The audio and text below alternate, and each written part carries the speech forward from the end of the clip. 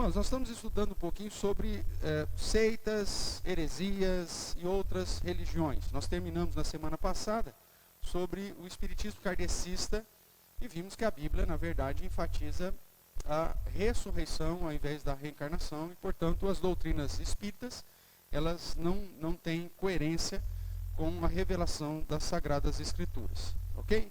Hoje nós ainda vamos continuar tratando de religiões ainda dentro dessa linha, vamos dizer assim, espírita, mas vamos começar falando sobre os chamados cultos afro-brasileiros, que apresenta Jesus Cristo como um orixá.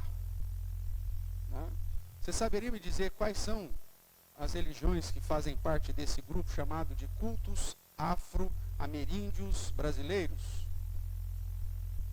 Vamos lá, me ajuda aqui, vai lá, Duda.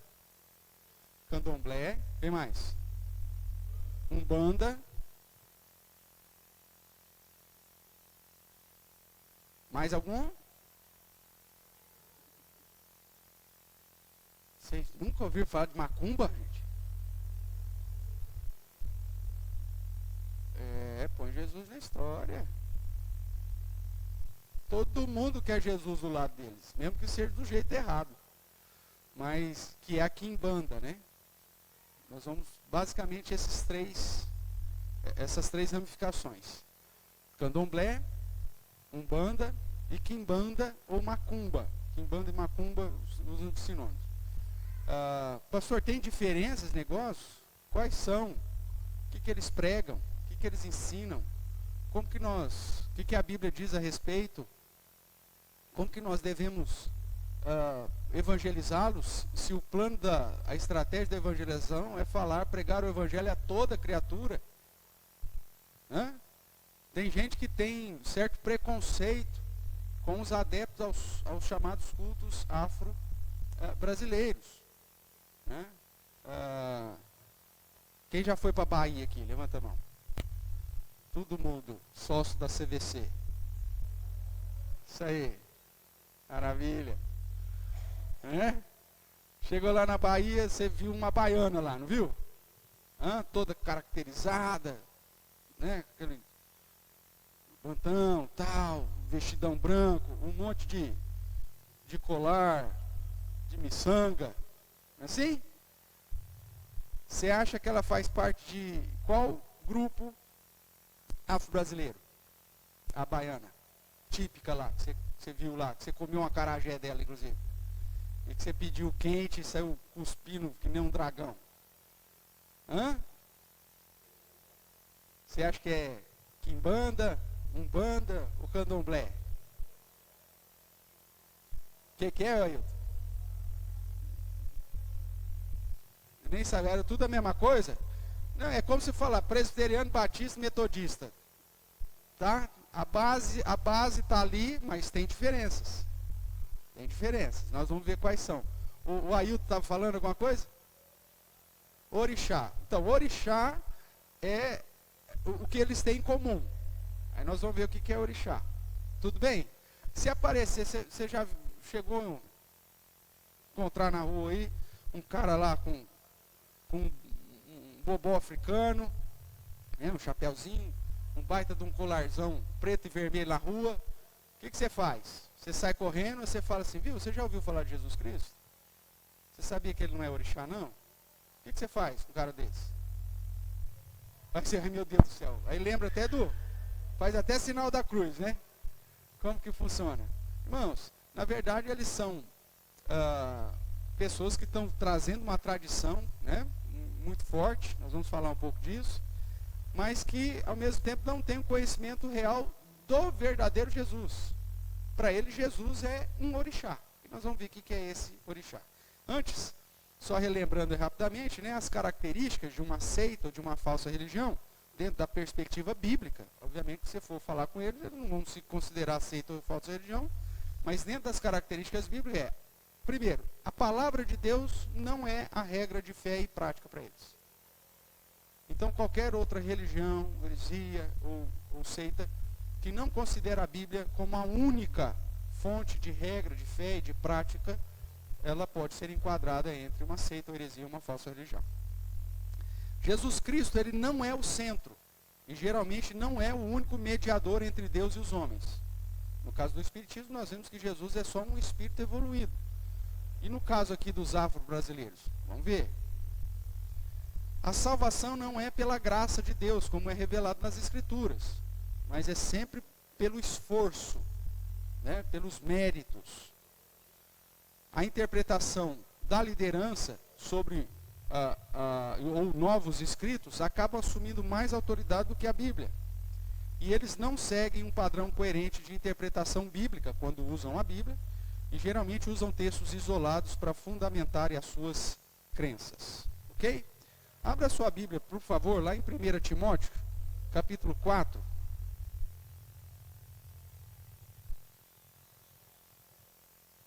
Timóteo, capítulo 4.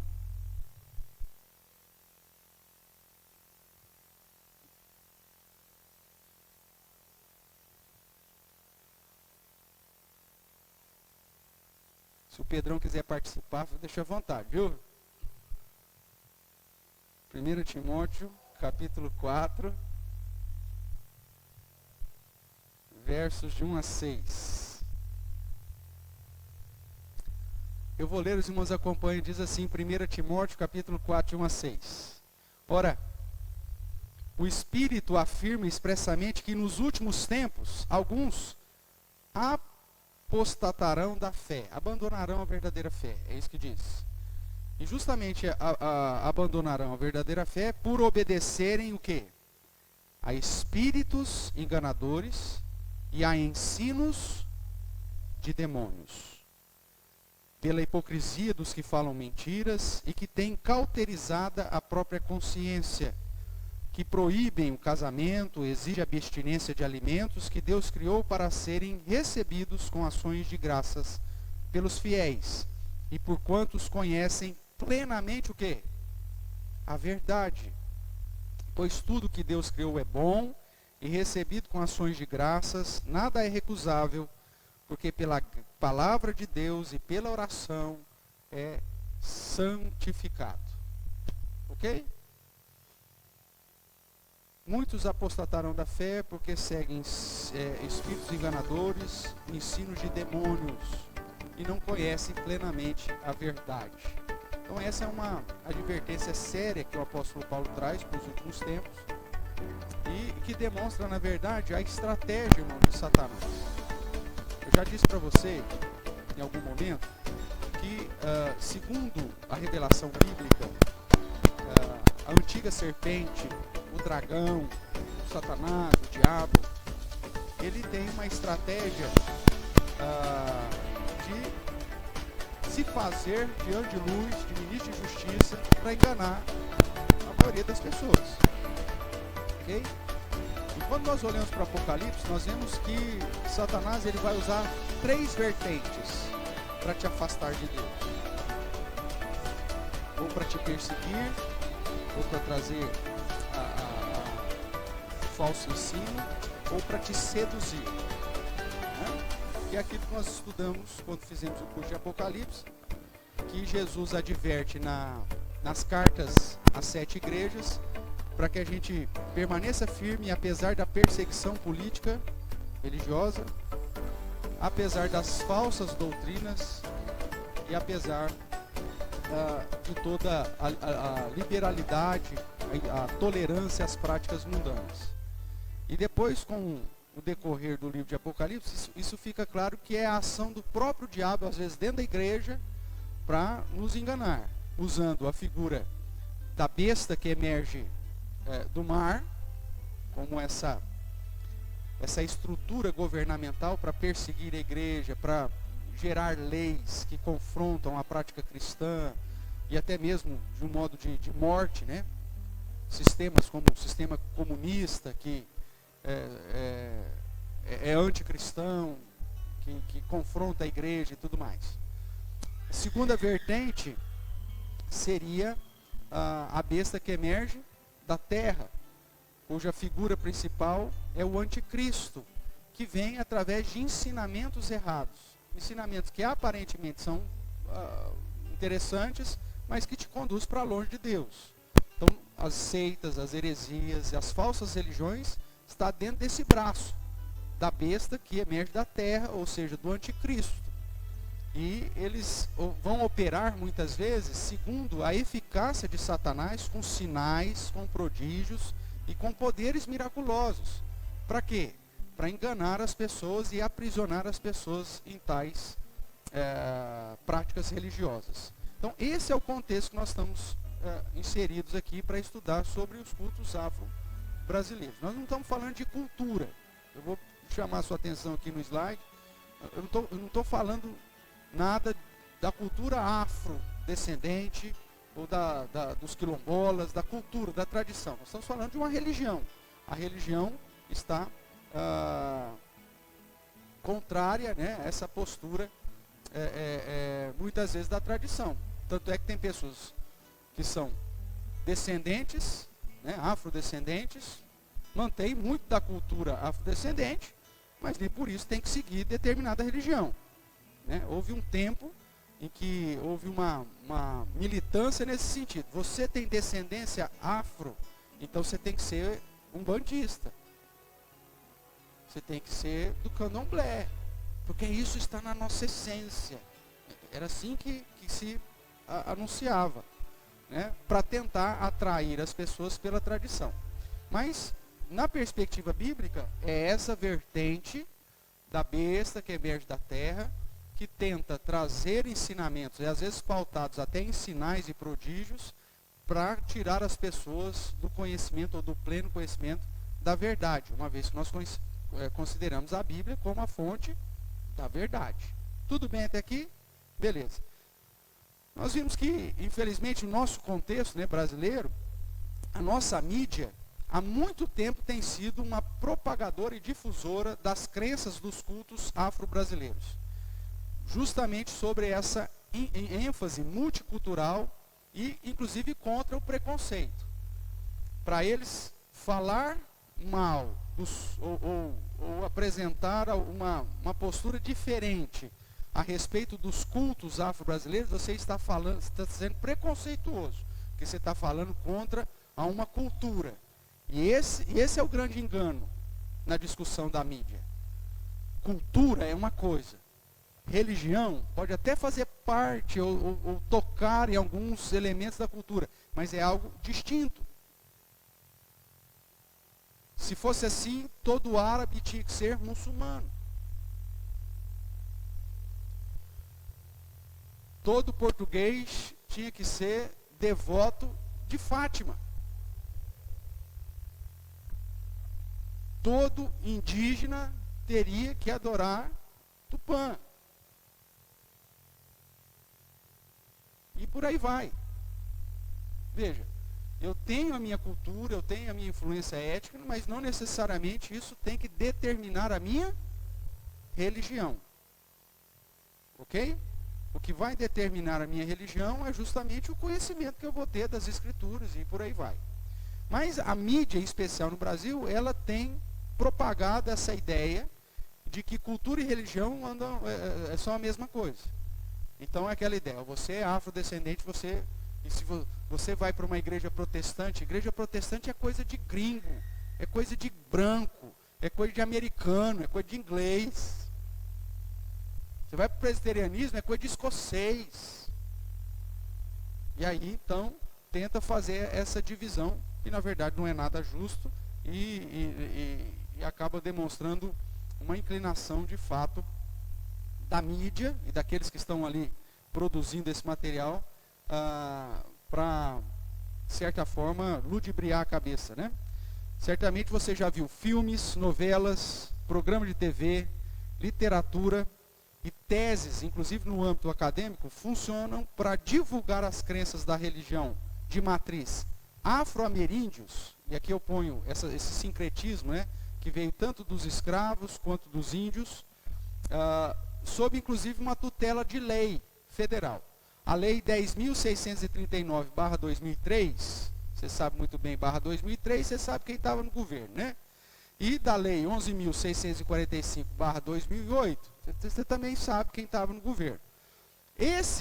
Essas leis tornam obrigatório o ensino Presta atenção aqui. O ensino da história da África e da cultura afro-brasileira e indígena nos estabelecimentos escolares do país. Ponto. O que a lei então determina? Que deve-se ensinar nas escolas, todas elas, no Brasil inteiro, sobre a história da África, tranquilo, sem nenhum problema, e a cultura afro-brasileira. Ponto. Só que os militantezinhos safados faz? Usa essa lei para fazer proselitismo religioso dentro das escolas, ensinando religiões de matriz afro-ameríndia para os seus filhos. Ele tinha que ensinar cultura, ele tem que ensinar história. Não tem problema nenhum. Eu mesmo, como morei na África, já fui convidado várias vezes para falar da história do Oeste africano. A Clarice, nós temos foto, a Clarice dando palestra sobre a cultura africana nas escolas, sem problema nenhum. Você menciona as religiões que eles têm. Agora, você não vai lá ensinar a prática de nenhuma religião. Porque não é isso que a lei prevê. Só que quando a mídia, ela trabalha com a ideia de religião e cultura sendo a mesma coisa, o que os caras fazem? Vão para a escola e ensinam o quê? Cultura? Ensina religião. Ensina as crianças na aula de arte fazer um contra-egum. Nós vamos ver o que é isso daqui a pouquinho. Ok? Então, eu pus um exemplo aqui, que observe que há um movimento de tratar as práticas religiosas como algo cultural. E é o que eu punho até destaque aí para você, porque é importante. Na minha sequência de aula, nós não estamos tratando da cultura africana e da cultura ameríndia, dos índios sul-americanos. Não estamos tratando disso. Nós estamos tratando do sistema religioso sincrético, vindo dos escravos e dos índios, misturados com o catolicismo, com o espiritismo, por aí vai. Então não estou falando aqui de cultura afrodescendente. Estou falando da religião. O tema das nossas aulas é seitas, heresias e outras religiões. É disso que nós estamos tratando. Então, o pastor está falando sobre candomblé, umbanda, quimbanda, ele está sendo preconceituoso contra a cultura. Não, de forma alguma. Né? Inclusive, dia 20 de novembro é dia da consciência negra, né? E eu brinco que, inclusive, a minha consciência negra está branca, está limpa. Porque eu já fui servir o povo africano. Então, se alguém que ama a cultura africana, ama o povo africano, sou eu. Então, eu estou enfatizando isso justamente por conta da internet, porque senão amanhã depois, está vendo, a Igreja Presbiteriana Reformada, ela é preconceituosa. Não, não somos. Mas estamos tratando do estudo da religião. Aí é nossa área de atuação. Então, vamos lá. Nós trataremos aqui de nichos religiosos. Candomblé, Umbanda, Jurema. Já ouviu falar da Jurema? Aqui entra a questão mais indígena. Nós vamos tratar disso também. Quimbanda, Pagelança, Catimbó, Batuque e tantos outros que na maioria das vezes são tidos como sinônimos, dependendo da região do país, mas existe uma distinção. Tudo bem? Geralmente o que nós vamos encontrar dentro da nossa realidade aqui vai ser Umbanda e Quimbanda. Nem Candomblé eu acho que a gente vai encontrar tanto aqui. Né? Eu pelo menos nunca vi em Araraquara. É possível que tenha? É possível que tenha.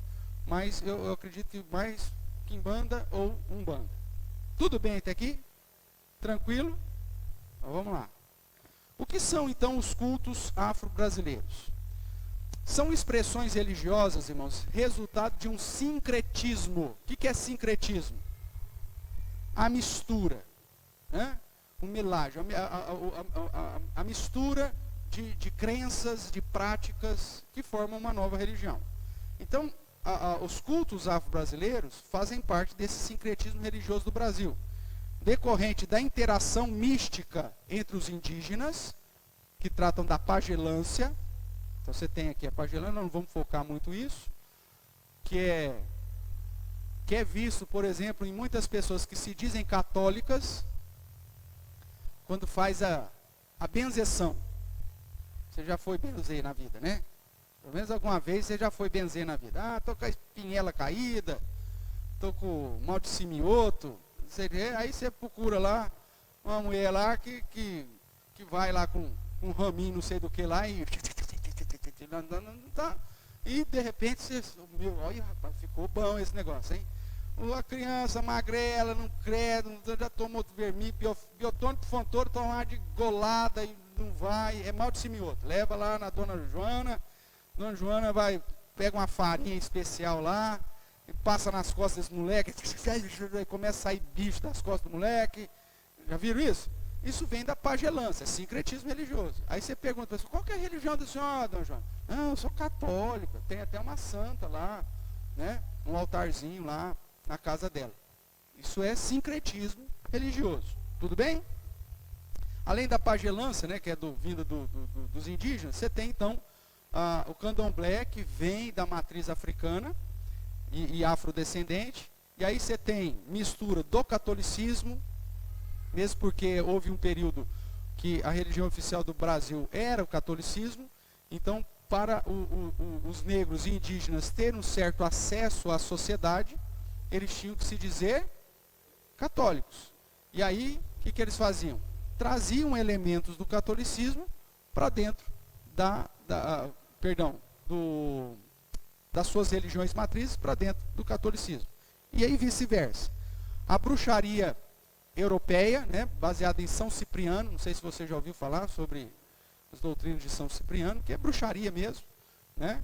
E isso vem com os europeus, acaba tendo fazendo parte aqui dessa mistura, e o próprio espíritas kardecistas, que depois também chegaram, e há uma mistura, e que foi a base muito forte para a fundamentação, principalmente da Umbanda. Né? Tem muito de espiritismo dentro da Umbanda. Tá bom? De um modo geral, então são esses grupos aí que formam esse sincretismo. Justamente, então, por conta do sincretismo, existe diferença entre os grupos, e muitas práticas religiosas são fruto da realidade local e da influência dos seus frequentadores. Ah, pastor, eu fui num terreiro de candomblé na Bahia, era de um jeito. E eu fui num terreiro de candomblé lá em Minas Gerais, já era diferente. Por quê? Porque eles não têm um livro, eles não têm as práticas organizadas, vamos assim dizer, ou fundamentadas para todos. O pai de santo que vai, de certa forma, o chefe do terreiro que vai, de certa forma, imputar as suas experiências naquele contexto. Mesmo porque os orixás às vezes mudam, e aí cada lugar vai dar uma inclinação diferente. Então você nunca vai chegar num lugar e ver que olha, é o mesmo padrão. Não existe isso dentro dos cultos afro-brasileiros. Tudo bem? Quais são os grupos, então, dos cultos afro-brasileiros? Muitos nomes são regionais e tratam de práticas bastante similares. Então, por exemplo, você vai ouvir de pagelância quando você for lá no Amazonas e no Pará. Provavelmente essa pagelância pode estar falando tanto da Jurema, como pode estar falando tanto da Umbanda, ou até mesmo do Candomblé. Tá? Às vezes são usados como sinônimos. Casa de Mina é o nome que se dá lá no Maranhão. Catimbó, Piauí, Rio Grande do Norte. Candomblé, Bahia. Quimbanda ou Macumba e Umbanda são as distinções mais na nossa região aqui, né? Espírito Santo, Rio de Janeiro, São Paulo, Minas Gerais. E Batuque, lá no Rio Grande do Sul. Inclusive, eu já mencionei aqui, o Rio Grande do Sul é o estado da federação com o maior número de adeptos às religiões de matriz afro-ameríndia, né? Ou de afro-brasileira. Né? Então, todo mundo se pergunta, a Bahia? Não, Rio Grande do Sul é o maior número de adeptos de fiéis dos chamados cultos afro-brasileiros. Pastor, como que chama a igreja deles? Você tem igreja? O que é igreja? É lógico que tem, você pega o termo igreja, você tem pelo menos 4 ou 5 modos de tratar do termo igreja. Mas uma dos pontos de igreja é o local de reunião dos fiéis. Isso é uma igreja. Então, eles têm igreja? Não com esse nome. Como que chama, então, o lugar de reunião deles? Terreiro. Né? Então, eles se reúnem em terreiros, que é o local, o nome dado ao local de culto. E aí vamos, então, dividir aí esses grupos afro-brasileiros. O candomblé é uma religião tipicamente trazida pelos africanos. Vamos dizer assim, dessa divisão é a mais pura. Aqui traz, inclusive adoram os deuses africanos, são os orixás que eles chamam, e tem um grupo específico, inclusive, de deuses do panteão deles para ser adorado. O segundo grupo distinto é Quimbanda ou Macumba, que é uma religião brasileira que mistura tudo, catolicismo, espiritismo, próprio candomblé e por aí vai, e foca na prática de magia negra. Aí tem o São Cipriano dentro do esquema. Então, quando se fala em Quimbanda, você vai pensar na ideia da magia negra, ou Macumba. Cumba, na verdade, é o nome de uma entidade africana, né? Que é a compatível com Iemanjá. Você vai no Senegal, inclusive, numa das praias de Dakar, tem uma estátua imensa de Cumba. Como nós temos aqui nas praias brasileiras imagens de quem? Iemanjá. Ok? E lá, inclusive, tem muitas moças africanas que chamam Cumba, em consagração a essa entidade africana. O Macumba, então, é uma derivação daqueles que seguiam, né, essa entidade dentro do contexto brasileiro. Você sabe que o Senegal, por exemplo, é um dos países com maior adeptos do voodoo. Já ouviu falar do voodoo? Certamente você já viu alguma coisa de voodoo e desenho, né? Que o cara pega um bonequinho lá, parecido com não sei quem, começa a enfiar alfinete no cara, aí o cara põe fogo no bonequinho, o cara começa a suar lá do outro lado. Já viram isso em filme? Isso é voodoo, né? Senegal é um dos países tal. Por quê? Lá, se tivesse gente lá, o nome, em vez de voodoo, seria ou Quimbanda ou Macumba, que é o que está próximo, porque é o que faz magia negra. Tudo bem? E o terceiro grupo é Umbanda, que também é uma religião brasileira que mistura tudo, só que foca na prática que eles chamam de magia branca. Ou seja, Quimbanda, quando você vai lá para fazer um mal para alguém. Umbanda, quando, hipoteticamente, você vai lá para fazer o bem. Sou apaixonada no meu vizinho. Então, quem que você vai fazer? Vai procurar quem? Umbanda. Fazer lá um despacho para ele se apaixonar por você. Agora, se você odeia o seu vizinho, quer que ele morra seco, aí você vai para onde? Quimbanda, porque é lá que faz magia negra. Tudo bem? Essa seria a distinção. Então vamos lá. Entendendo aí alguma das nomenclaturas dos cultos afro-brasileiros, que são comuns à maioria deles. Aquilo que tiver distinção eu vou fazer aqui. Egum são as almas ou espíritos de todos aqueles que morreram. Egum. Contra Egum é um amuleto para proteção contra os mortos. Geralmente de miçanga, que eles passam ou no pescoço ou assim na diagonal. Ou feito de palha e amarrado assim, ó. Como que chama isso aqui? No bíceps aqui? Bíceps. Então, caboclo musculoso aqui. Tem um contra-ogum aqui de mais de metro. Põe aqui. Então você vê o cara com aquele negocinho amarradinho aqui, significa que ele tem medo de espírito. E aquele lá é um contra-egum. É para te proteger das influências dos espíritos. Tudo bem? Dentro do espiritismo kardecista, você vai não vai ver o contra-egum, mas você vai ver, você chega na casa da pessoa e começa a espirrar, porque ela pôs lá um monte de incenso queimando para expulsar os espíritos, né? Meu Deus, nem pernilongo vem, né? Eu sei porque minha família a família do meu pai, ele tinha essa influência espírita. Eu trabalhava com minhas tias na loja lá, acendi esse bendito, como que eu falei o nome? Os incensos da vida, um trem triângulozinho assim. Mas que coisa, isso aqui vai espantar toda a clientela. Não, isso aí é para espantar os espíritos. E espantava até rinite alérgica, você imagina que coisa maravilhosa que é ser esse trem. Então, o espiritismo usa isso. O pessoal da Umbanda vai usar o contra-egum. O que mais? Olodum ou Olorum, dependendo do lugar, eles vão usar termos, né?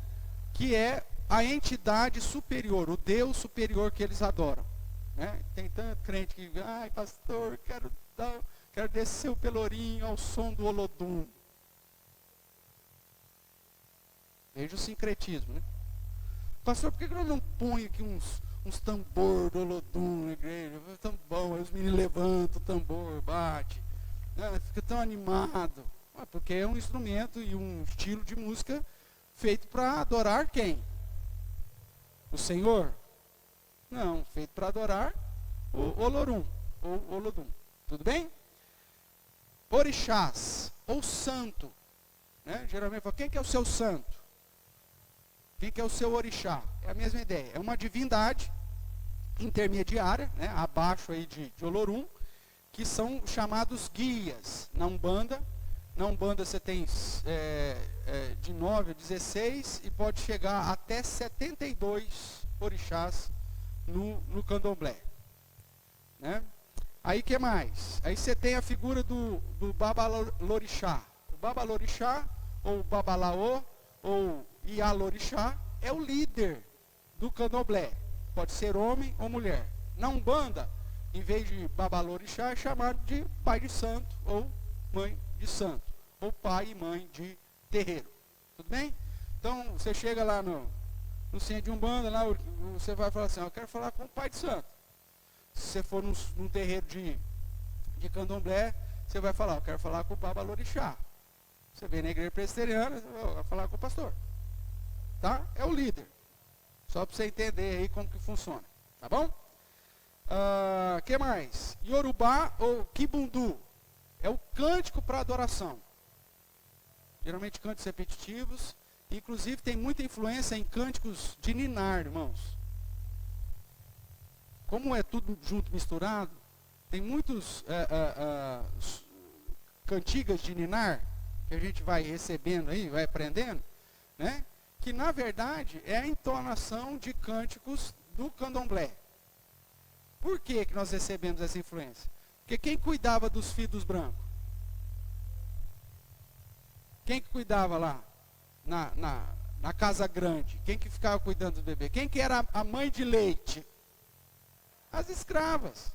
E quem que punha essa meninada para dormir? As escravas. E aí elas faziam esse cântico de ninar, que jeito? Com melodias do Yorubá. Que a gente depois colocou letrinhas portuguesas, né, na língua portuguesa, em português, mas que usa ainda muitas melodias vinda dessa influência afrodescendente. Então você está achando lá que está fazendo um bem para o seu filhinho lá, você está cantando em Yorubá para ele. Põe música evangélica, põe um hinozinho lá, começa a cantarolar hinozinho para ele, a Estrela d'Alva, né? Começa a cantar hinos de crianças, porque esse negócio, minha avó cantava essa musiquinha para mim. Você sabe qual que é a fonte desse negócio? Não, então deixa quieto, põe para o lado, que é a melhor coisa que você faz. Senão você está cantando o Kibundu lá para eles. O que mais? Erê. O erê é o transe. Quando ele recebe, geralmente na Umbanda, que você vai ver mais isso, a pessoa recebe um orixá, recebe uma divindade, recebe um espírito. O sundido é a consagração com sangue de animais. Como nós temos por exemplo, dentro da Igreja Batista, você tem o batismo de imersão, que é o de lavagem, né? Que é o batismo de João Batista, que eles praticam até hoje, como se fosse o batismo de Jesus. Eles não gostam que eu falo isso, mas é isso mesmo. Só que dentro da cultura, ou melhor, da religião afro, nós temos o sundumu, que é um banho de sangue de animais, em consagração. Então isso é comum, quando um fiel quer se consagrar a determinada orixá lá, além dos banhos com ervas, que também tem também o sundido, que é esse banho com sangue, né? Então, você vai fazer um batizado da igreja protestante, você fala assim, eu quero convidar você, vai ser meu batizado, tarará. Se o cara chega para você e fala, eu quero convidar você, vou passar pelo sundido lá, aí você já sabe do que se trata. Tudo bem? O que mais? Santo de cabeça. É a entidade que você serve. Né? Quem que é o seu santo de cabeça? O cara vai falar qual que é o orixá dele lá. Filho de santo é o nome do fiel. Nós chamamos de crentes. Eles chamam de filho de santo, que é o adepto aos cultos afro-brasileiros. De fina é o nome do filho de santo, porque você recebe um nome. Eu brinquei recentemente no encontro de casais, né? Sobre você não saber com quem que seu filho está andando. Aí eu citei lá ele saiu com um amiguinho aí. Mas qual que é amiguinho? O Zé Pequeno. Né? Zé Pequeno? Que Zé Pequeno? Aquele que chamava Dadinho. Lembra que eu brinquei com vocês aqui? Para quem assistiu o filme, me ajuda aí o filme, Cidade de Deus, acho que foi ou Cidade dos Homens? Cidade de Deus? Nós temos lá então a figura do Dadinho, se tornou um traficante, e aí num determinado momento ele vai até um terreiro, e ele então se consagra a um orixá, e o orixá que ele se consagra muda o nome dele. Falou, agora você não é mais Dadinho, agora você é Zé Pequeno e você vai crescer. Lembra disso? Isso está nos filmes, na literatura, nas novelas. Então veja, o seu orixá, o seu santo de cabeça, ele vai te dar um nome específico, ele vai mudar o seu nome. Então o Dadinho, exemplo lá, o Dadinho virou Zé Pequeno. Então é o seu de fina, que é o nome que o santo te deu. Quizilas, que é a proibição quanto às comidas ou fazer certas coisas. Nós vimos aqui no texto de 1 Timóteo 4, que seguindo esses ensinos de demônios e espíritos enganadores, estavam proibindo, inclusive, estavam exigindo a abstinência de certos alimentos. Isso é uma prática comum dentro dos cultos afro-brasileiros. Dependendo do santo que você serve, você não pode comer determinado alimento. Ok? Então, o orixá, o seu santo, ele vai te escravizar até nisso. Né? Não estamos falando de nutricionista, não estamos falando de endocrinologista, nós estamos falando de um santo que vai falar, você não vai comer tal coisa. Se você comer, ele vem e te bate. Eu falo, pastor, mas é espiritual, como esse negócio te bate? Te bate, você acorda roxo o negócio. Ele te desce o braço. Porque é uma religião de medo, é uma religião de opressão, é uma religião onde o adepto permanece fiel por conta do medo. Se ele descumprir o que o santo mandou, ele apanha. Fisicamente mesmo, eu estou falando. Conhece a história assim?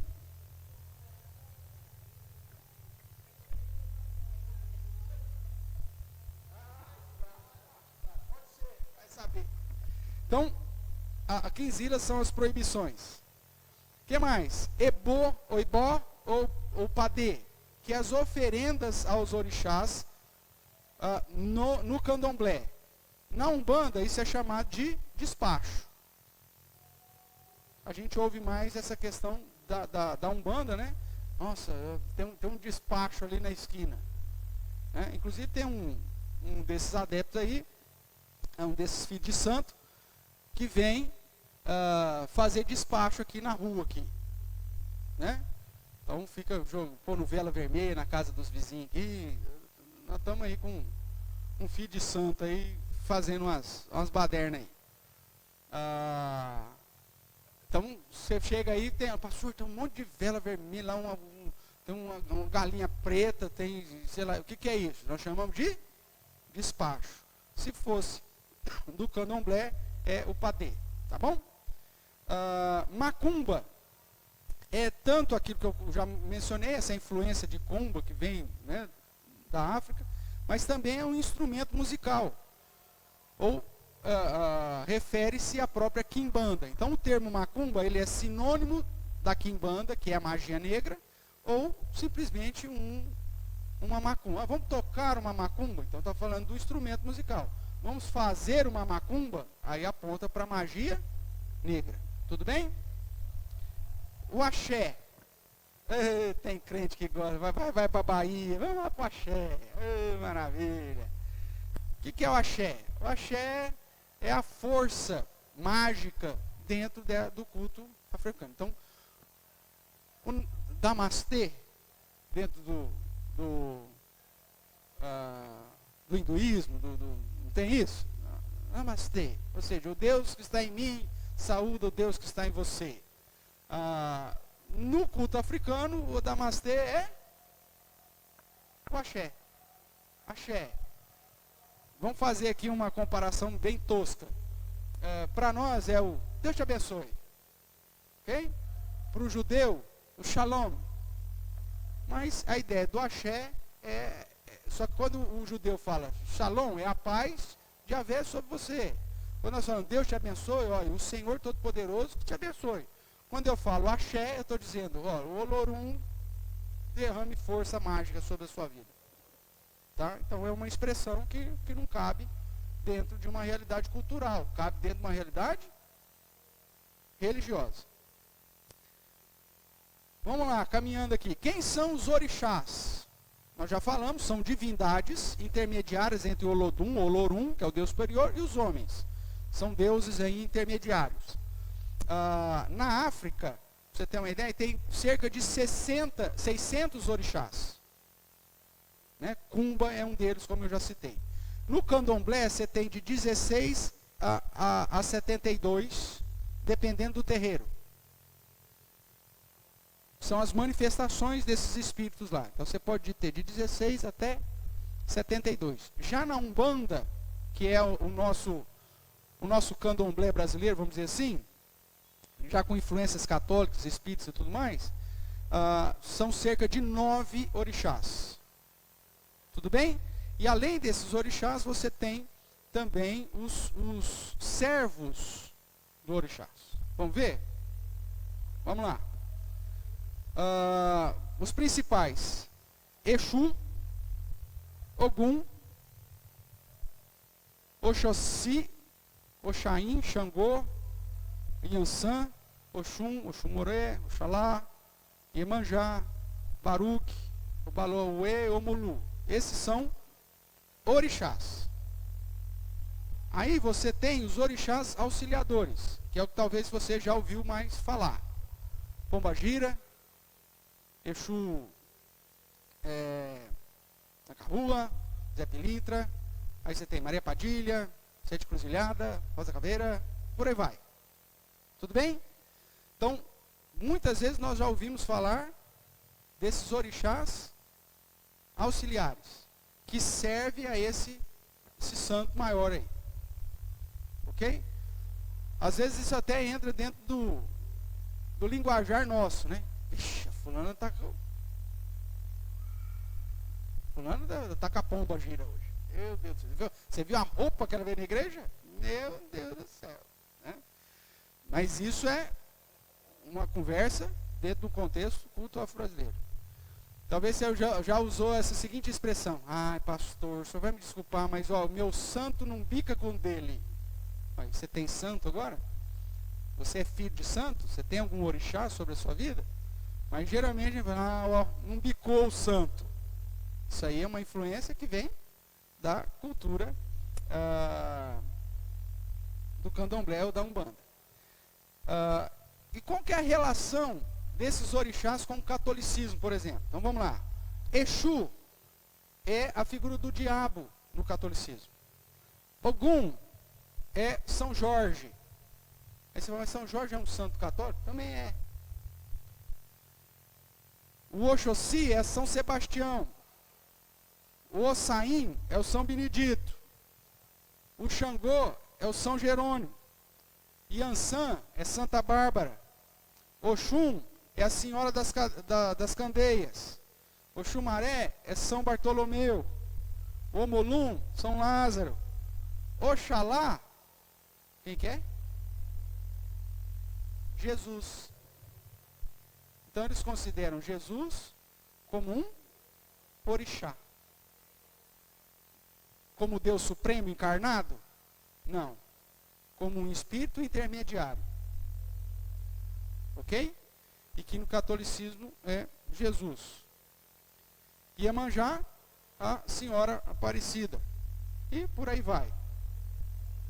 Para cada orixá, você tem um santo católico. Então o que acontecia? O adepto, que naquela época ainda não podia exercer o culto afro com liberdade, ele ia para dentro da igreja católica e adorava o santo correspondente, a entidade espiritual. Então, por que a idolatria católica brasileira ela é sincrética? Porque ela mistura, inclusive, elementos do culto afro-africano dentro do catolicismo. Você vai ver, principalmente na Bahia, você tem lá a igreja católica, o templo católico, com o santo lá dentro, e aí as baianas vêm e fazem a lavagem da escadaria da igreja. Ela não pode entrar dentro da igreja, porque o catolicismo não permite o adepto do candomblé entrar. Mas eles vêm e lavam a escada da igreja. Já viram isso na televisão?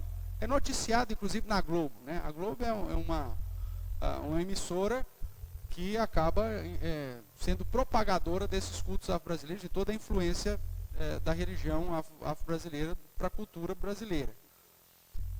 Não é à toa que em muitas novelas e tudo mais vai ter sempre essa figura lá. E aí quando hoje foi dia de Iansã, e aí as baianas foram lavar a escadaria da igreja de Santa Bárbara. Mas por que elas foram lavar a escadaria da igreja de Santa Bárbara? Porque Santa Bárbara é a mesma entidade dentro do candomblé da Umbanda que é a Iansã. Então há uma relação, irmãos. Então aqui, o idólatra católico que está achando que está adorando e reverenciando um santinho, na verdade está reverenciando e adorando quem? Uma entidade espiritual que se manifesta nos cultos afro-brasileiros. Talvez você já ouviu falar disso, né? Para cada santo católico você tem um demônio atrás. Essa é a realidade. Então, ai pastor, eu ganhei essa santinha da minha bisa, coitadinha. Eu não adoro, pastor, mas eu só deixo ali, porque já viu, né? Eu ganhei da minha bizinha, tadinha da minha bizinha. Já morreu, já está só o ossinho lá. Então, tá lá. Espera aí, quem que é o seu senhor, meu amigo? Ai, pastor, mas da minha bisa. Irmãos, tolerância não é aqui. É IPRA, o que é o que é. Então, quer a santinha na carteira, quer a correntinha ganhou da bisa, com a santinha, não sei o que, tarará. Amigo, você tem que definir o barco que você está. Ou você serve a Jesus, o Deus encarnado, ou você vive no sincretismo religioso.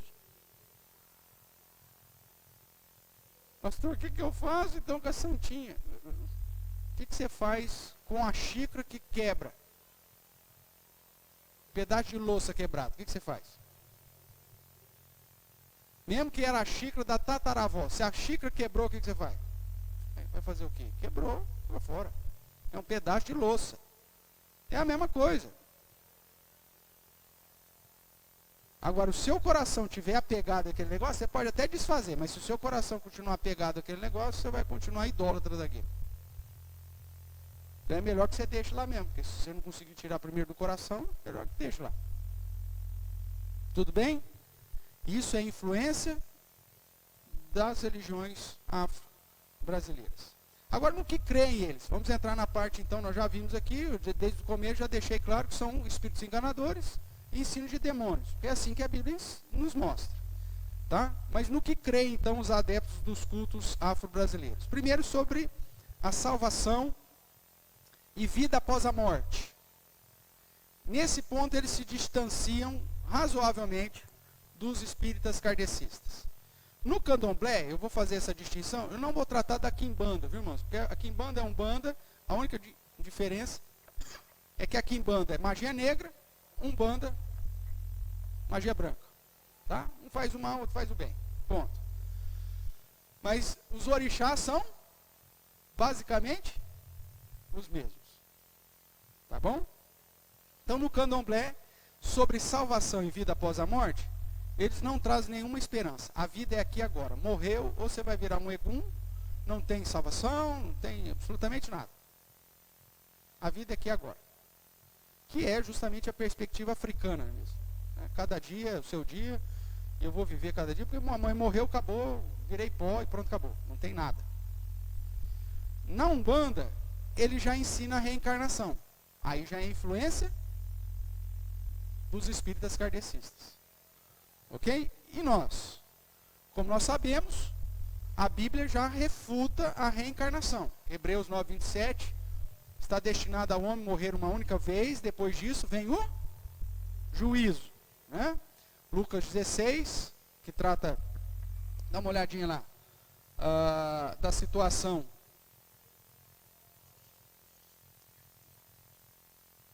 do rico e o mendigo, né? A partir do verso 19, que mostra que quando morremos, tanto o justo quanto o injusto vai para a presença de Deus.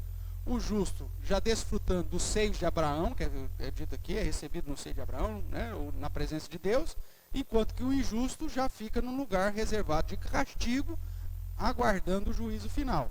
Então, na perspectiva bíblica, existe vida após a morte? Sim. Existe juízo após a morte. No candomblé, não. Na Umbanda, reencarnação. Outra coisa, a Bíblia nos aponta, irmãos, para a esperança após a morte. Em Cristo Jesus. A esperança da vida eterna. Para o adepto dos cultos afro-brasileiros, não existe esperança.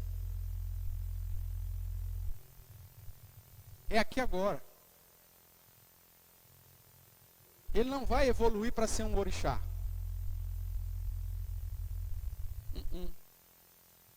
Dentro da Umbanda ele vai ficar voltando para sofrer e ficar sendo cavalo de santo o resto da vida. Sendo escravo dos orixás o resto da vida. Escravos das vontades dos orixás. Eu quero que você coma o rim esquerdo de um outro adepto que morreu semana passada. Vai lá, cava, abre, tira o rim e coma, sem sal. E se o adepto não for e não fizer isso, ele apanha.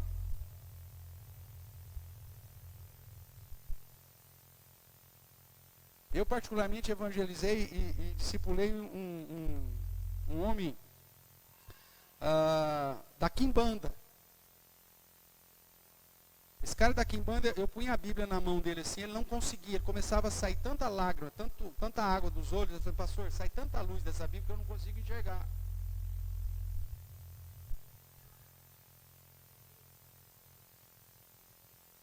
Aí, meu amigo, mas o que você fazia?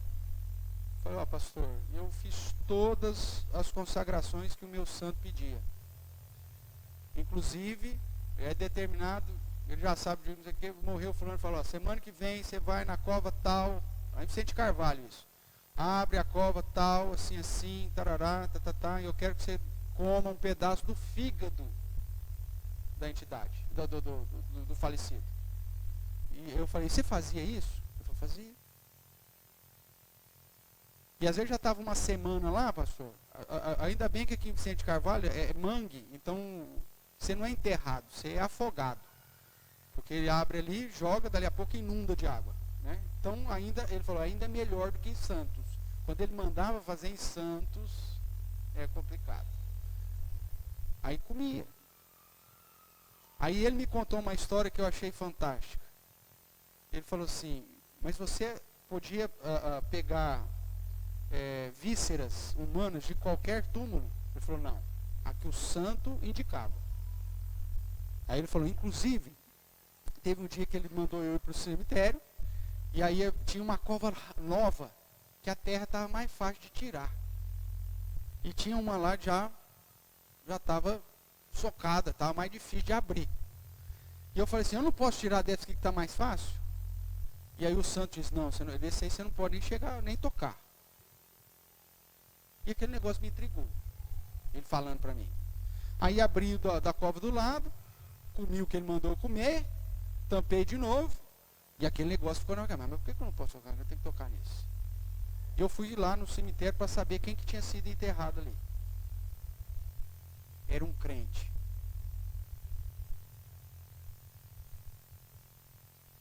Irmão, Satanás não tem direito nem tocar no corpo do crente morto. E foi justamente essa situação que fez ele me procurar.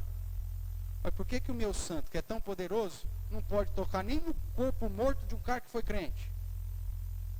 Deve ter uma entidade maior que o meu santo. Eu quero servir o maior. Eu falei, meu amigo, o maior de todos é Jesus Cristo. E esse cara, então, nós começamos a evangelizar ele, acho que por 4 semanas, um mês. Ele morava numa favela, em Vicente Carvalho, do lado da linha do trem. Eu ia visitá-lo.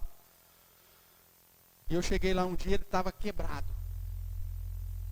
Todo espancado. Eu falei assim, mas o que aconteceu, cara? Você entrou numa briga? Ele falou, não, foi o meu santo que me bateu. Mas como que isso acontece? Não sei te explicar. Eu sei que ele me bate, que eu não tenho força para levantar. E aí nós oramos com ele. Tal, um mês, irmãos. Um mês. O cara não aguentou. Ele voltou para Quimbanda. Aí apanhou uma semana lá. Depois eu encontrei ele andando de bicicleta. Ele nem me fez que nem me viu. Passou. Infelizmente acabou voltando para a prática de escravidão. Porque o candomblé e a umbanda, o adepto, o filho de santo, ele é escravo e não tem esperança nenhuma quanto à salvação e quanto à vida após a morte. Por isso que muitos adeptos dos cultos afro-brasileiros não saem dessa prática, porque estão aprisionados, escravizados pelos santos, pelos orixás. Sim, claro. Deus liberta todos aqueles que ele realmente chamou para si. Nós temos registros bíblicos, né? Inclusive a aula da escola dominical para as crianças essa semana é o milagre de Jesus, não, semana passada, se não me engano, o milagre de Jesus da expulsão dos demônios do que tinha legião lá. Jesus é o Todo-Poderoso, ele pode libertar todos. Nós vamos ver isso no último ponto aqui, que deve ser semana que vem. Então Jesus Cristo, irmãos, é aquele que tem poder sobre todos os principados e potestades deste mundo tenebroso. Jesus é o único que pode libertar. E nós temos várias pessoas, inclusive que eram babalorixás, que eram pais de santo, que se converteram, que estão limpos, que estão aí servindo ao Senhor Jesus hoje. Tati. É o orixá. É um espírito. É uma entidade espiritual. Mas que já foi um ser humano um dia na vida. Dentro da crença dele. Que se tornou um orixá. Geralmente foi um guerreiro africano, geralmente foi um rei de uma tribo africana.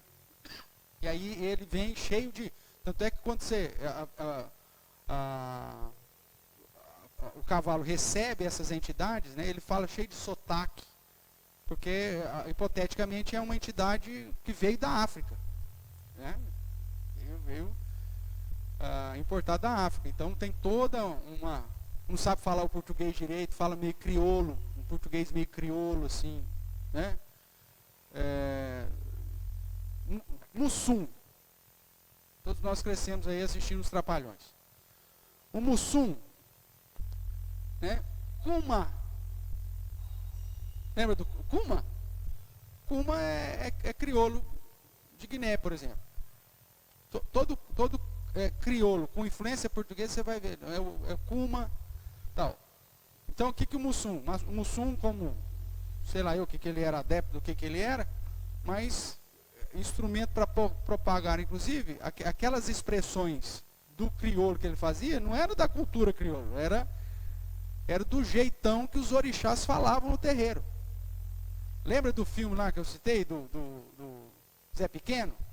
Como que a entidade falava lá? Tudo errado. Agora vocês estão batendo mais tadinho. Fala tudo assim. A ideia desse crioulo mesmo. E ele então aprisiona. Né? E há guerras entre esses orixás. Então, quanto mais você se consagra ao orixá mais forte, hipoteticamente, mais poder você tem. Então, por isso que as pessoas se submetem a esse tipo de sacrifícios, a esse tipo de consagração. Né? Imagine levar um banho de sangue de bode. Como uma pessoa em sã consciência faria isso? Porque ela quer se consagrar a uma entidade, um santo, um orixá que é poderoso, para que ela tenha sucesso em relação às outras pessoas que não têm coragem de fazer essa consagração. Como uma pessoa vai no cemitério, abre uma cova e come um rim de uma pessoa. Por que ela faria isso? Porque ela quer se consagrar às entidades maiores. Porque a esperança dela é só nessa vida, irmãos. Ele não tem expectativa da vida eterna. Ele não tem expectativa de salvação nenhuma. Por isso, os adeptos do cultos afro-brasileiros, às vezes até conduzidos pela mídia, por essa propagação de cultura com as mãos dadas à religião, se colocam numa situação de aprisionamento, de escravidão. E que, infelizmente, tem sido ensinado nas escolas como se fosse cultural. Eu peguei um material na internet, a minha falha foi que eu não gravei aqui o endereço. Mas uma tese acadêmica na aplicação para crianças, isso lá num dos estados do Nordeste, onde o acadêmico aplicou práticas dos cultos afro-brasileiros na escola pública, ensinando as crianças, inclusive, as práticas religiosas, a fazer contra algum e tudo mais, e colocar isso como uma demonstração cultural. Imagina, você chega em casa, a criança chega em casa, veio da escola, mãe, o que eu fiz no meu braço direito aqui? Aí vem lá com uma cordinha de sisal, amarradinho com um búziozinho. Nós fizemos na aula de arte. O que você fez isso aí, filho? Não, é da cultura africana, mãe. É a semana da cultura africana na escola, nós aprendemos a fazer esse adereço aqui. Adereço? Não. Um instrumento religioso. Uma prática religiosa. E o cara te ensina como se fosse cultura. E seu filho vai tudo bonitinho com o contregum lá para casa. Com um amuleto vindo de uma religião que a gente sabe que serve, obviamente, a espíritos que não são espíritos de luz, mas são espíritos enganadores e doutrinas de demônios. Ok? Então, sobre a salvação e vida após morte, irmãos, a Bíblia é a única que tem o que oferecer através da obra de Jesus Cristo. Por isso, quando nós olhamos para as pessoas que são adeptas aos cultos afro-brasileiros, você não tem que ter medo deles. Nós vamos ver aqui, eu acho que a gente já pode até mencionar isso, porque não vai dar tempo de terminar hoje mesmo. Então dá uma olhadinha comigo lá em 1 João. Tem todos esses textos aqui para te fortalecer em relação às esperanças que o texto nos diz. Mas eu quero chamar a sua atenção para 1 João capítulo 5.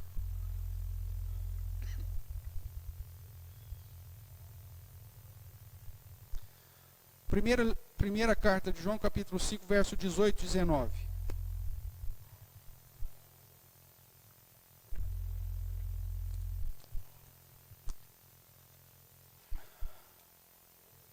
Vamos ler juntos?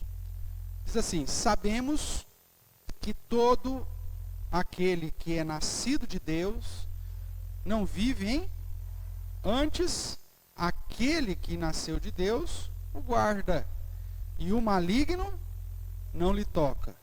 Sabemos que somos de Deus e que o mundo inteiro jaz no maligno. Veja que há aqui um indicativo interessante, que aquele que é nascido de Deus, aquele que é de Deus, primeiro ele não vai viver uma prática de pecaminosidade, moralidade, tudo mais. E porque ele é nascido de Deus e vive diante da justiça de Deus, o sangue de Jesus o lavou. O texto diz que o maligno faz o quê? Não lhe toca. E eu posso até dizer mais, não vai tocar nem no seu corpo morto. Lembra da história que eu te contei do bruxo lá, que nós discipulamos? Nem depois que você morrer, Satanás vai ter autoridade para tocar você. Jesus é aquele que tem todo o poder, sobre todo o principado, sobre toda a potestade. Os demônios se prostram diante de Jesus. Os orixás se prostram diante de Jesus Cristo. Os principados e a potestade já foram envergonhadas na cruz. Então, quando você vê um adepto do culto brasileiro, você não tem que temer. Você tem que ter compaixão dele, porque ele pode estar vivendo numa escravidão. E conhecer um pouco da nomenclatura, da realidade deles, é importante. Para que você tenha acesso na evangelização. Você vê, tem um registro, inclusive, de um pastor, que lá em São Paulo chegou no metrô, no trem do metrô, e aí o cara, na hora que ele levantou o braço para segurar o suporte lá do metrô, apareceu o contregum do cara. Aí o pastor chegou perto e falou assim: ô meu amigo, qual que é o seu santo? Não, é que eu vi o seu contregum aí. Qual que é o seu santo? Aí ele falou. E qual que é o orixá auxiliar que você serve? Tal. Começou a usar a terminologia dos cultos né? O que o seu orixá te proibiu? Tal. Começou a conversar. Aí o cara falou: você também é do candomblé? Você também é da Umbanda? Ele falou: não, eu sou pastor evangélico. Aí disse que o cara pulou para trás. O quê? E como você sabe tudo? Eu estou te falando isso porque é o seguinte, meu amigo. Certamente você tem restrições alimentares, certamente o seu santo te bate, certamente você tem um monte de privações e você não tem segurança nenhuma quanto à vida futura. E eu posso te oferecer aquele que tem tudo isso. Que é mais poderoso do que qualquer orixá. Tá, veja, o conhecimento de alguns detalhes da religião afro-brasileira lhe proporciona ter mecanismos para apresentar Jesus como o Deus encarnado todo-poderoso que liberta e que tem tanto poder que o Satanás não pode nem te tocar. Agora tem crente que tem medo disso. Como que vai cumprir o ID de Jesus para essas pessoas? Como que vai falar de Jesus para esse povo? Não fala. Como que vai levar salvação e esperança de vida eterna para essas pessoas? Não faz.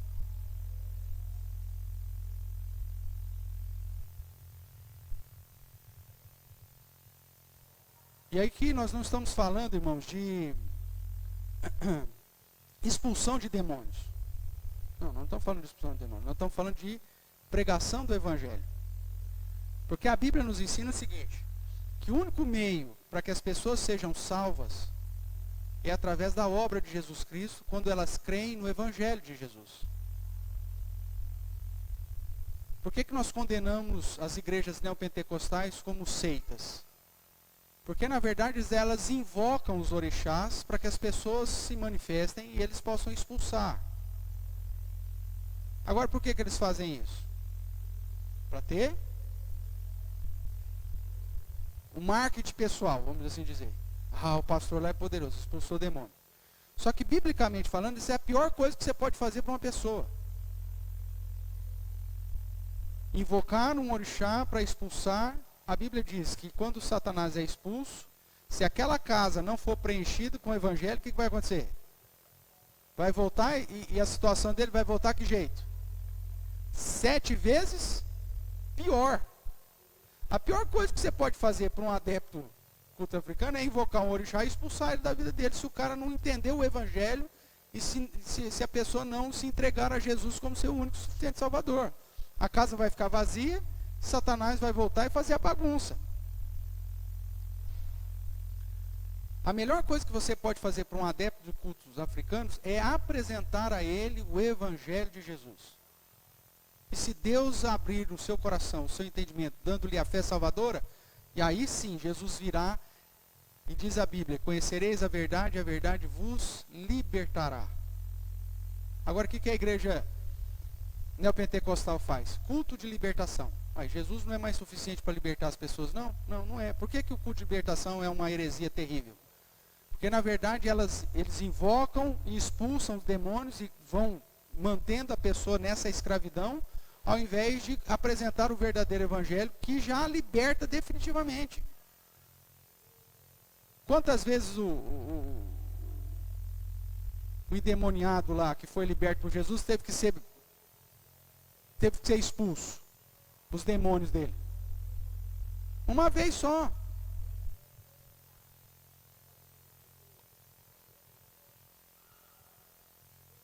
Alguns fazem invocação aos orixás. Alguns eram pai de santo, então lá como pastor hoje, se fazendo invocando os orixás, para ocorrer a manifestação, e aí eles expulsaram o nome de Jesus. Porque a questão é o seguinte, é o nome de Jesus, irmãos. Jesus é poderoso, o nome dele é poderoso. Lembra do texto de Atos, que é um texto histórico, que tinha uma família, lá não vou lembrar agora exatamente, não sei se era 7 irmãos, 6 irmãos, sei lá eu, que viram Paulo expulsando demônio, e esses judeus começaram a expulsar demônio em todo lugar. Até que chegaram e pegaram o orixá mais forte. E aí o Espírito diz para ele assim, ó, eu conheço Jesus e conheço Paulo. Agora os 6 eu não conheço não. E aí o Espírito se lançou sobre eles, bateu nos caras, deixaram os caras seminus lá e deu uma surra nos caras. Lembra dessa história bíblica? Por que eles expulsavam demônios? Porque eles usavam o nome de Jesus. O poder está no nome de Jesus. É aqui que está o poder para expulsar seja lá qualquer demônio. Então o que esse povo faz? Eles usam o nome de Jesus para expulsar. Mas significa necessariamente que eles estão aqui? Não. Veja quando Jesus, abra lá, Mateus 7.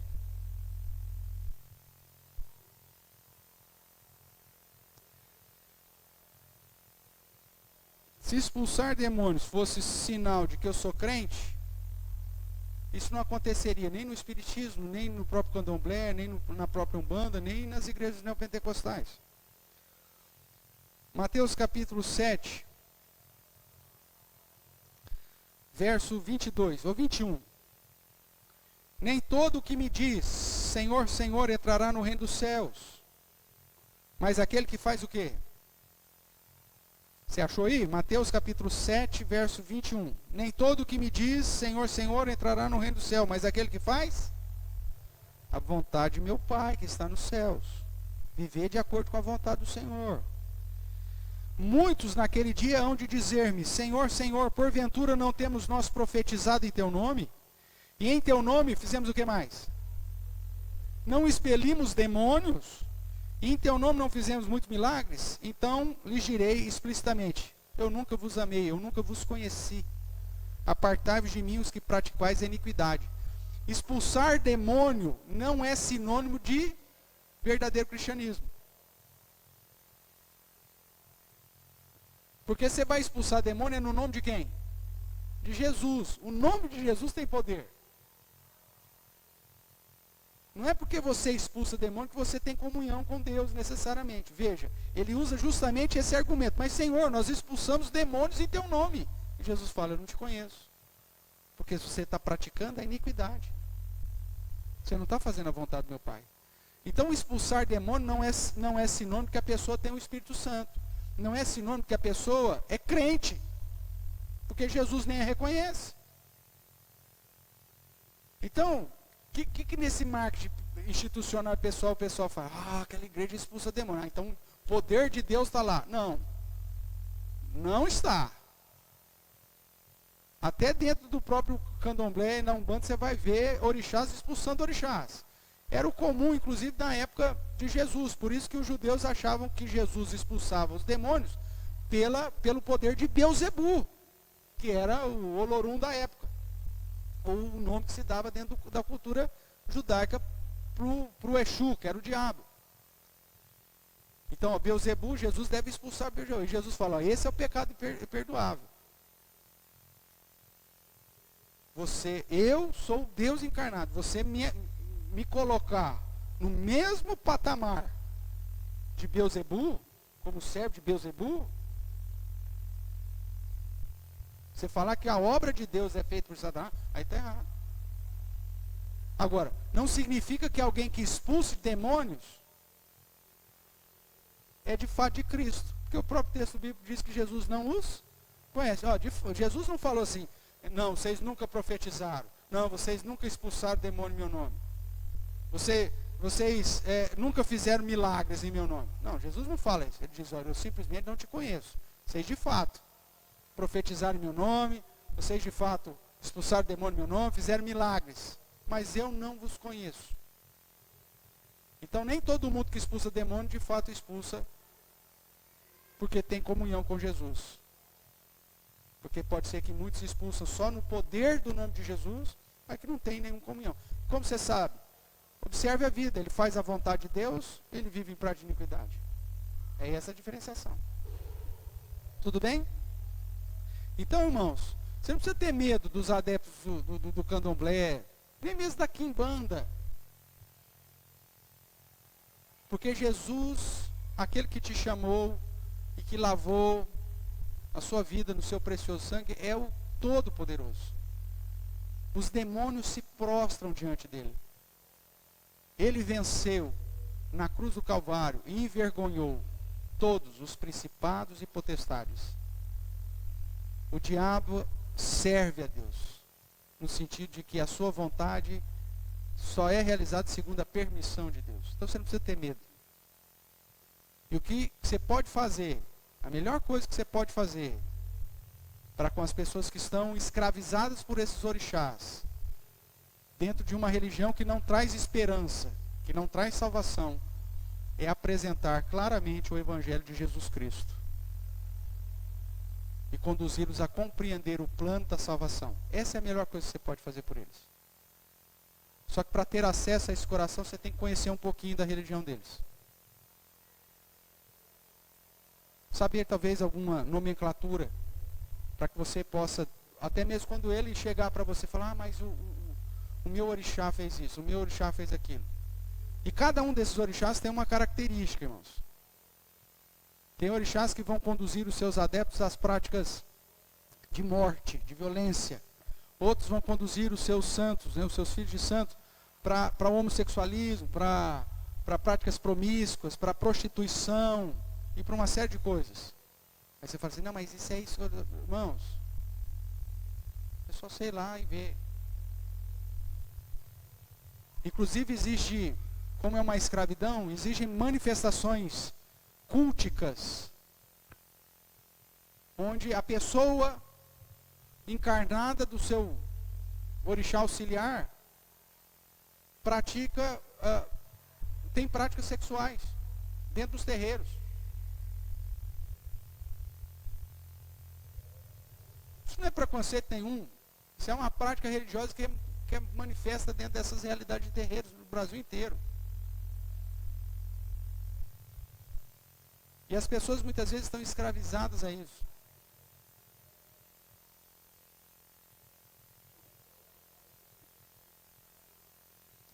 Muitas vezes a pessoa, por uma questão social, ela não vai falar que é do candomblé. Apesar que hoje eles têm se manifestado publicamente de uma maneira mais tranquila. Mas como tinha muita opressão, se você chega vai procurar emprego, você pergunta, qual é a sua religião? Eu sou da quimbanda. Aí o avaliador fala, meu Deus, o cara é macumbeiro. Não, eu não quero esse cara aqui. Por preconceito mesmo. Porque não conhecia. Cara, eu sou da Umbanda. Meu Deus do céu, vai vir esse cara aqui, vai ficar possesso da pombagira aqui, vai rodar. Não vou. Eu sou do candomblé, ou seja, então isso fechava portas, porque a maioria da população brasileira é católica, mesmo que não seja praticante, mas que tem uma certa. Não entende que está ligado, que está tudo junto, misturado. Então tem essa posicionamento. Então o que as pessoas, você chega, qual que é a sua religião? O que era mais aceitável? Espiritismo. Então eu sou espírita. Sim, todos eles vão usar o nome de Deus. Deus aqui é genérico para todas as religiões. Ele falou, não, eu sou espírita. Você crê em Deus? Eu creio em Deus. Mas que Deus que ele crê? No Olorum, no Exu, no santo dele. Tá? Então ele vai falar dessa forma, por quê? Para não ter uma reação até de preconceito da sociedade. Né? Imagine se ele chega... eu acho que essa situação do emprego é a que mais, né, clarifica isso. Você é dono de empresa, você chega um cara lá e fala, eu sou balarudo de show do terreiro de candomblé ali. Aí você fala, eu sou filho de santo, eu sou... Aí ele vai chegar e vai falar o seguinte, eu preciso, a semana que vem eu vou ter que faltar porque eu vou fazer a cabeça. Tem que ficar uma semana escondido num quarto sem luz nenhuma, recebendo os banhos de sangue, as purificações com ervas, raspando a cabeça. Então eu preciso de 7 dias de licença aí do emprego. O cara já vai pular fora. Entendeu? Então, por causa disso, o que o cara faz? Não, eu sou espírita. E aí ele deixa para fazer a cabeça quando ele tira férias. E depois ele chega lá carequinho, lá depois de um mês, mais ou menos, o que foi? Eu falo, eu resolvi cortar, mudei. Pronto. Ele continua escondido. Agora, hoje tem aumentado? Tem. Hoje em dia você vê as pessoas andando com as vestimentas típicas do candomblé, da Umbanda e tal. E nesse sentido é mais fácil para nós, como filhos da luz. Porque você consegue identificar o cara melhor.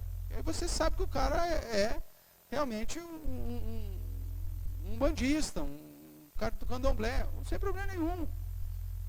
Se ele te der abertura, fale de Jesus para ele. Agora, a esperança que o candomblé traz é nula perto daquilo que só a palavra de Deus pode nos garantir. Tudo bem?